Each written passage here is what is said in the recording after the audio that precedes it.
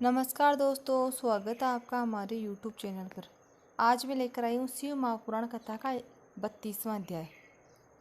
आज की कथा में गणों के मुख से और नारद से भी सती के दग्ध होने की बात सुनकर दक्ष पर कुपित हुए शिव का अपने जटा से वीरभद्र और महाकाली को प्रकट करके उन्हें यज्ञ ध्वंस करने और विरोधियों को जला डालने की आज्ञा देना।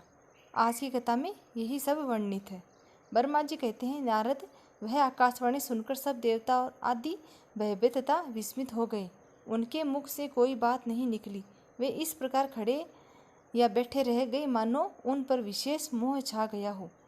भृगु के मंत्र बल से भाग जाने के कारण जो वीर शिवगण नष्ट होने से बच गए थे, वे भगवान शिव की शरण में गए।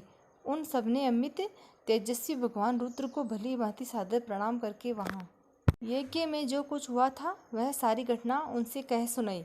गण बोले, महेश्वर दक्ष बड़ा दुरात्मा और घमंडी है।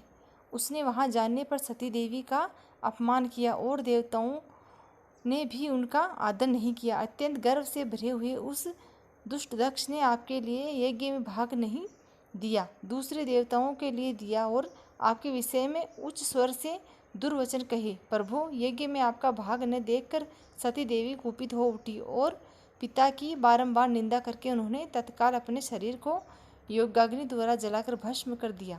यह देखकर 10,000 से अधिक पार्षद लज्जावश शास्त्रों द्वारा अपने ही अंगों को काट काट कर वहाँ मर गए।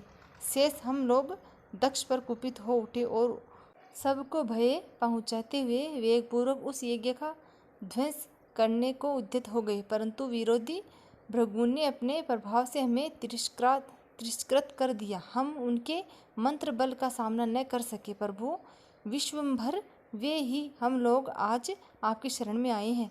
दयालु, वहाँ प्राप्त हुए भय से आप हमें बचाइए, निर्भय कीजिए। महाप्रभु, उस यज्ञ में दक्ष आदि सभी दुष्टों ने घमंड में आकर आपका विशेष रूप से अपमान किया है। कल्याणकारी शिव, इस प्रकार हमने आपका सती देवी का और मूढ़ बुद्धि वाले दक्ष आदि का भी सारा वृत्तांत कह सुनाया। अब आपकी ऐसी इच्छा हो वैसा करें। ब्रह्मा जी कहते हैं, नारद, अपने पार्षदों की यह बात सुनकर भगवान शिव ने वहाँ की सारी घटना जानने के लिए शीघ्र ही तुम्हारा स्मरण किया। देवऋषि, तुम दिव्य दृष्टि से संपन्न हो, अतः भगवान के स्मरण करने पर तुम तुरंत वहाँ आ पहुँचे और शंकर जी को भक्तिपूर्वक प्रणाम करके खड़े हो गए। स्वामी शिव ने तुम्हारी प्रशंसा करके तुमसे दक्ष यज्ञ में गई हुई सत्य का समाचार तथा दूसरी घटनाओं को पूछा। तात, शंभु के पूछने पर शिव में मन लगाए रखने वाले तुमने शीघ्र ही वहाँ का वृत्तांत कह सुनाया जो यज्ञ में घटित हुआ था। मुने, तुम्हारे मुख से निकली हुई बात सुनकर उस समय महान रौद्र पराक्रम से संपन्न सर्वेश्वर रुद्र ने तुरंत ही बड़ा भारी क्रोध प्रकट किया। लोक संहारकारी रुद्र ने अपने सिर से एक जटा उखाड़ी और उसे रोषपूर्वक उस पर्वत से ऊपर दे मारा।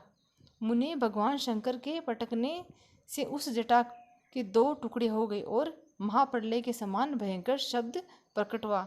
देव ऋषि, उस जटा के पूर्व भाग से महाभयंकर महाबली वीरभद्र प्रकट हुए, जो समस्त शिवगणों के अगुआ है।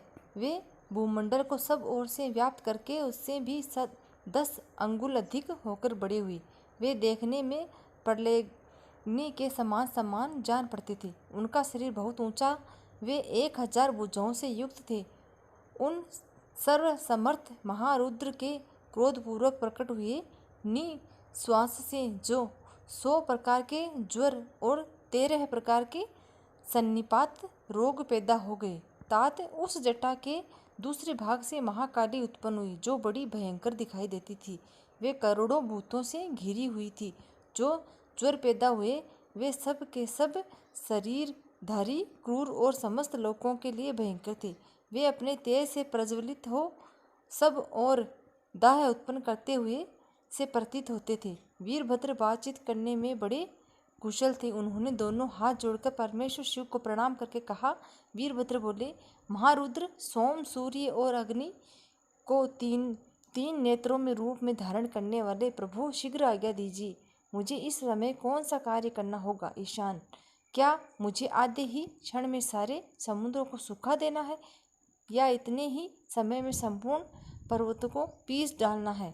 मैं एक ही क्षण में ब्रह्मांड को भस्म कर डाले या समस्त देवताओं और मुनीश्वरों को जलाकर राख कर दे।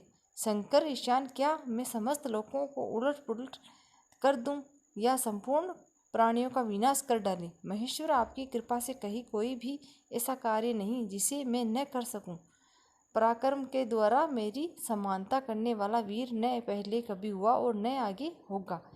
शंकर, आपके किसी तिनके को भेज दें तो वह भी बिना किसी यम के क्षण भर में बड़े से बड़े कार्य सिद्ध कर सकता है, इसमें संशय नहीं है। शंभु, यद्यपि आपकी लीला मात्र से सारा कार्य सिद्ध हो जाता है, तथापि जो मुझे भेजा जा रहा है यह मुझ पर आपका अनुग्रह ही है। शंभु, मुझ में भी जो ऐसी शक्ति है वह आपकी कृपा से ही हुई है। शंकर, आपकी कृपा से बिना किसी में भी कोई शक्ति नहीं हो सकती। वास्तव में आपकी आज्ञा के बिना कोई तिनका आदि को भी हिलाने में समर्थ नहीं है, यह निसंदेह कहा जा सकता है। महादेव, मैं आपके चरणों में बारंबार प्रणाम करता हूँ। हर आपके अपने अभीष्ट कार्य की सिद्धि के लिए आप मुझे शीघ्र ही भेजिए। शंभु, मेरे दाहिने अंग बारंबार फड़क रहे हैं, इससे सूचित होता है कि मेरी विजय अवश्य होगी। अतः प्रभु, मुझे भेजिए। शंकर, आज मुझे कोई अभूतपूर्व एक विशेष हर्ष तथा उत्साह का अनुभव हो रहा है और मेरा चित्त आपके चरण कमल में लगा हुआ है। अतः पग पग पर मेरे लिए शुभ परिणाम का विस्तार होगा। शंभु, आप शुभ के आधार है। जिसकी आप में सुदृढ़ भक्ति है उसी को सदा विजय प्राप्त होती है और उसी का दिनों दिन शुभ होता है। ब्रह्मा जी कहते, नारद, उसकी यह बात सुनकर सर्वमंगला के पति भगवान शिव बहुत संतुष्ट हुए और वीरभद्र तुम्हारी जय हो ऐसा आशीर्वाद देकर वे फिर बोले। महेश्वर ने कहा, मेरे पार्षदों में श्रेष्ठ वीरभद्र ब्रह्मा जी का पुत्र दक्ष बड़ा दुष्ट है। उस मूर्ख को बड़ा घमंड हो गया है, अतः इन दिनों वह विशेष रूप से मेरा विरोध करने लगा है। दक्ष इस समय एक यज्ञ करने के लिए उद्यत है। तुम याग परिवार सहित उस यज्ञ को भस्म करके फिर शीघ्र मेरे स्थान पर लौट आओ। यदि देवता, गंधर्व, यज्ञ अथवा अन्य कोई तुम्हारा सामना करने के लिए उद्यत हो तो उन्हें भी आज ही शीघ्र और सहसा भस्म कर डालना। दधीचि की दिलाई हुई मेरी शपथ उल्लंघन करके जो देवता आपकी आदि वहाँ ठहरे हुए हैं उन्हें तुम निश्चय ही प्रयत्नपूर्वक जलाकर भस्म कर देना। जो मेरी शपथ का उल्लंघन करके गर्वयुक्त हो वहाँ ठहरे हुए हैं वे सब के सब मेरे द्रोही हैं, अतः उन्हें अग्निमय माया से जला डालो। दक्ष की यज्ञशाला में जो अपनी पत्नी और सारभूत उपकरणों के साथ बैठे हुए हैं उन सबको जलाकर भस्म कर देने के पश्चात फिर शीघ्र लौट आना। तुम्हारे वहाँ जाने पर विश्वदेव आदि देवगण भी यदि सामने आ तुम्हारी सादर स्तुति करे तो भी तुम उन्हें शीघ्र आग की ज्वाला से जलाकर ही छोड़ना।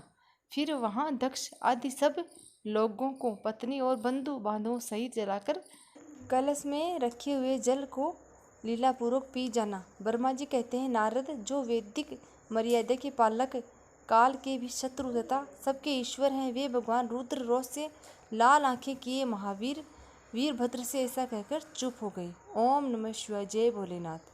32वां अध्याय यही समाप्त होता है। मिलते हैं अगले अध्याय के साथ। धन्यवाद।